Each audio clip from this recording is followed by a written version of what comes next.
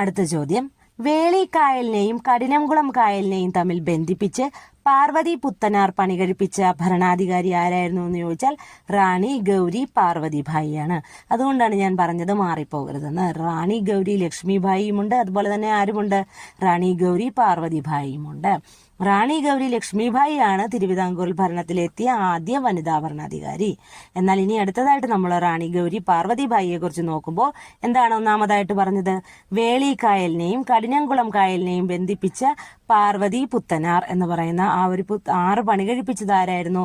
റാണി ഗൗരി പാർവതിഭായിയാണ്. തിരുവിതാംകൂറിൽ താണജാതിയിൽപ്പെട്ടവർക്ക് സ്വർണം, വെള്ളി മുതലായവയിലുള്ള ആഭരണങ്ങൾ അണിയുവാനുള്ള അനുമതിയും നൽകിയത് ആരാണ്? റാണി ഗൗരി പാർവതിഭായിയാണ്. ആലപ്പുഴയിലും കോട്ടയത്തും പെൺപള്ളിക്കൂടങ്ങൾ സ്ഥാപിച്ചതും ആര് തന്നെയാണ്? റാണി ഗൗരി പാർവതിഭായിയാണ്. വിദ്യാഭ്യാസം ഗവൺമെന്റിന്റെ കടമയാണ്.